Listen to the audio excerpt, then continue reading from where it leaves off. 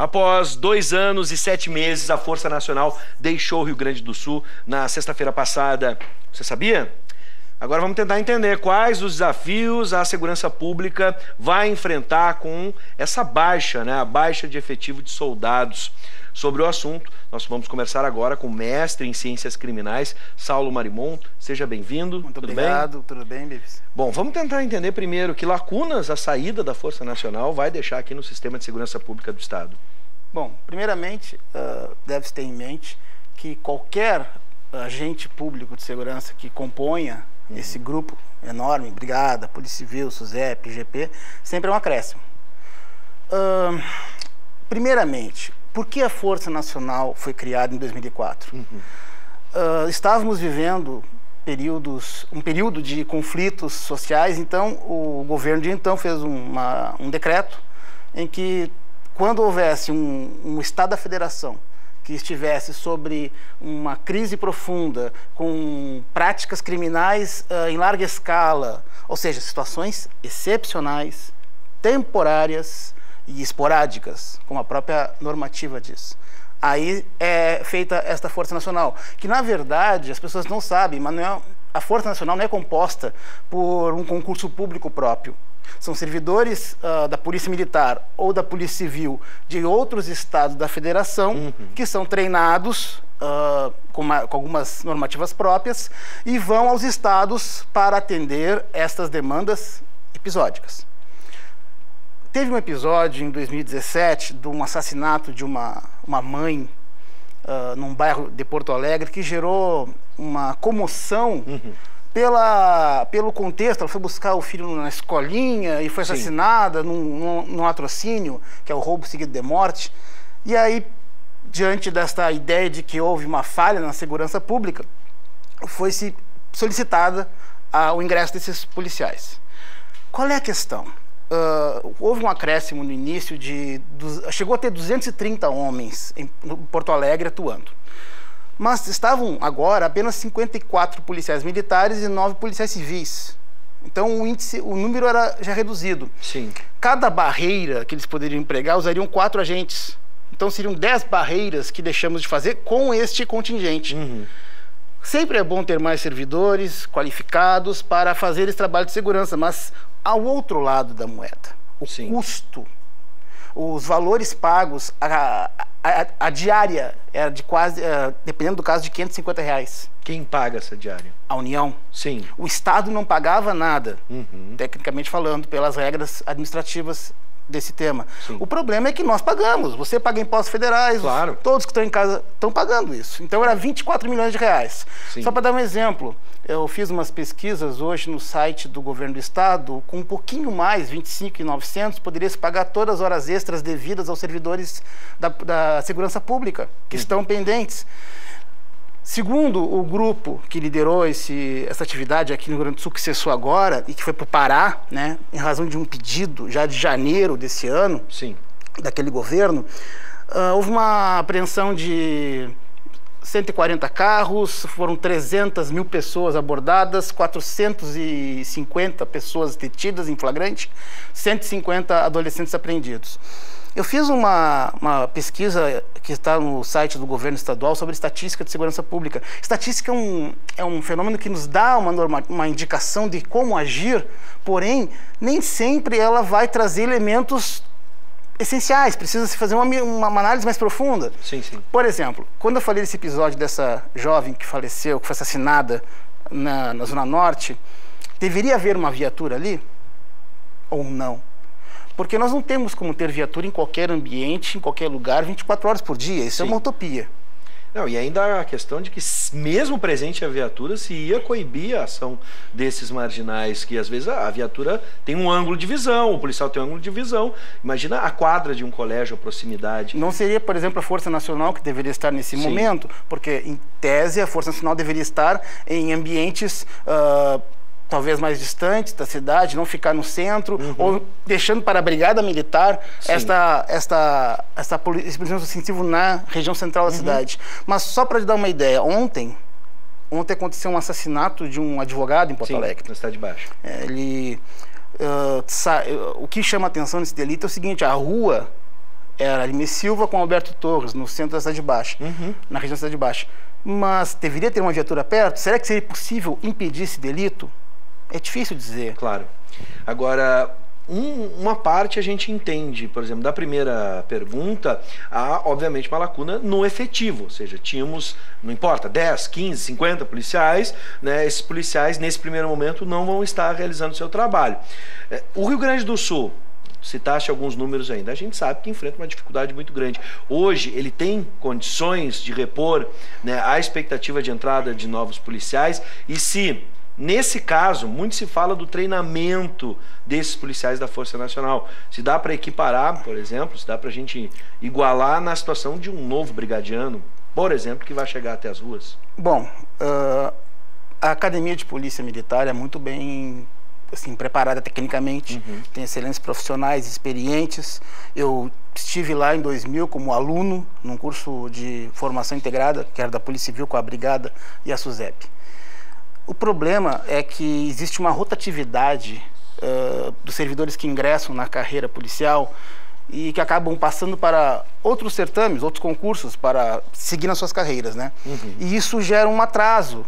Para ter uma ideia, a Polícia Civil hoje, os índices os números de policiais que nós temos beiram os anos 80, 81, 82, e para ter uma ideia, nós tínhamos metade da população gaúcha. Sim. Então, há sempre um déficit. Agora, ao final de agosto, se não me engano, teremos 2.400 policiais militares que ingressarão. Quanto maior o tempo na academia, maior é o preparo desse policial. Sim. Agora, a academia de polícia, ela não pode te preparar como agente de segurança pública para tudo. É que nem uma faculdade. A faculdade vai te dar elementos para você, por exemplo, na área do direito, a fazer uma contestação, uma réplica, mas a vida ali fora vai te trazer situações que a faculdade não tem condições naqueles 5 anos, e eu falo de um curso de 1 ano e meio, 1 ano, o meu curso foi de maio de 2000 a fevereiro de 2001, então, quanto maior o tempo na academia, maior a condição de preparar. Preparados sairão. Sim. Tenho certeza disso. Claro que os cursos, a Academia Nacional de Polícia em Brasília, ela tem um outro tipo de patamar de enfrentamento, né? Mas a nossa academia tem condições sim de preparar bem. Essa perspectiva, por exemplo, sobre o preparo, a comparação foi feita pelo ex-secretário de Segurança Pública do Estado, César Schirmer. Só para deixar bem claro, ele que levantou essa possibilidade, né, em comparar o preparo da Força Nacional com o novo brigadiano que vai chegar até as ruas. Bom, dados da Segurança Pública apontam que houve recuo no número de homicídios no Estado. Né? Vocês acreditam que há uma relação, você acredita, Marimon, que há uma relação da chegada da Força Nacional naquele período? Ela contribuiu para a redução desses números? Eu, como sociólogo, eu não quero, talvez, deixar as pessoas um pouco decepcionadas, mas é tecnicamente impossível dizer que foi graças à Força Nacional que houve uma redução de tal criminalidade. Esses dados, eles devem ser observados sempre num período ou anual ou de 6 meses de um ano a 6 meses do outro, o contexto local. Então não se pode afirmar, tecnicamente, no meu ponto de vista, que houve que se evitou delito, algum delito com a Força Nacional. Qualquer agente policial ali poderia evitar o delito. Se houvesse mais barreiras policiais, se houvesse maior fiscalização. Mas essa fiscalização, essas barreiras, elas não podem apenas se restringir a isso. Essa é uma das críticas que alguns sociólogos, como o Dr. Rodrigo Geringuelli de Azevedo, faz, porque é um paliativo. É muito caro. Será que não seria melhor comprar outros equipamentos, investir nos policiais que já estão? Nem falo em salário, porque, né, essa questão salarial é uma controvérsia enorme, mas deveriam sempre valorizar o policial. E, afinal, não é usado de forma política? Só para... Eu não quero entrar na política, mas já entrando. Houve um acréscimo de policiais até outubro. Sim. Né? O governo anterior era do mesmo partido do governo federal. Com a eleição do atual governador, já houve uma redução, coincidência, talvez, do número de policiais da Força Nacional. Né? Inclusive, o governador anterior criou uma força de resposta rápida, que seria uma espécie de força regional, né? Uma força nossa, que acaba tendo, talvez, não sei se vai ser eficaz como se pretendia, porque na verdade vai dividir um pouco o grupo de policiais militares para fazer essa força de resposta rápida.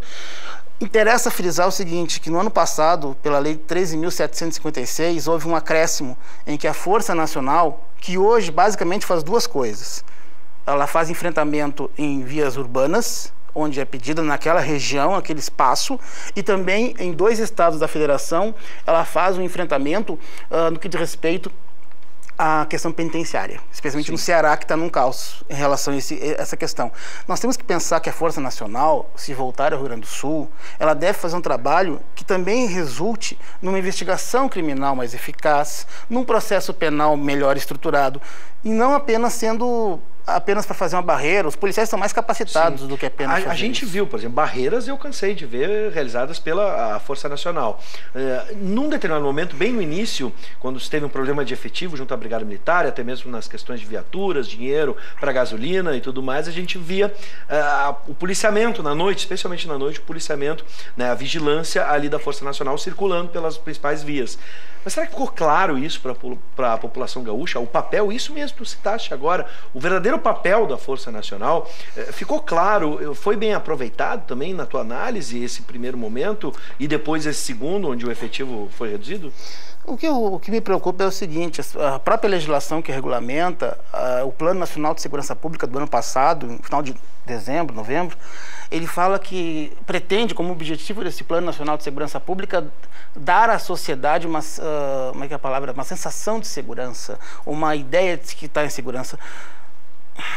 Eu penso que não. É claro que sempre ter um policial próximo à sua residência, ao lugar que você reside, e para quem não sabe, né, uma coisa muito importante que às vezes as pessoas não fazem é fazer o registro da ocorrência. Sim. Existe um órgão estatístico dentro da Secretaria de Segurança Pública em que ele vai dar uma diretriz no que diz respeito à colocação de viaturas a partir desta percepção de crime. Se não tem ocorrência naquela região, a Polícia Militar não vai colocar um veículo ali.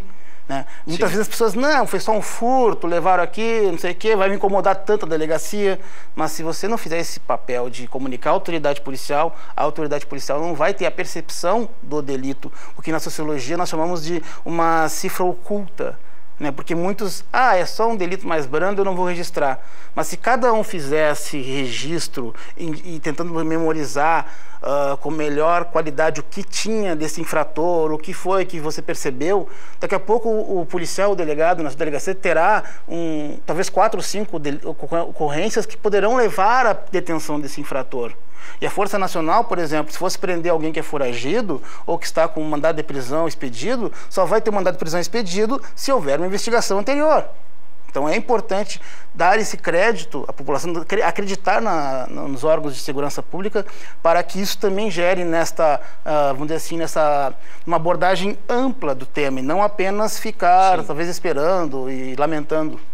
Bom, nesse primeiro momento vamos ter que viver sem a Força Nacional, né? E aí fica agora a questão de quando, se é possível ela retornar e se quando retornar efetivamente vai cumprir o seu papel, que pela tua explicação, por isso eu agradeço a tua análise, ficou bem claro qual é o papel da Força Nacional, enfim, e que a gente possa acreditar em todos os nossos agentes dentro desse sistema, né? Por isso eu acho bem produtivo. Capacitação eles têm, com certeza. Exatamente, e bem produtivo que você colabore também. Acho que a segurança pública, de fato, não é responsabilidade única e exclusiva sua, mas você faz parte desse processo. Por isso, todos. Exatamente, vá até para que possa ser mapeada a região, se infelizmente passar por algum problema, vá fazer o registro, o boletim de ocorrência. Obrigado por nos trazer essa análise e essas informações. Saulo Marimun, nosso grande amigo aqui, parceiro do programa. Até a nossa próxima conversa. Até a próxima.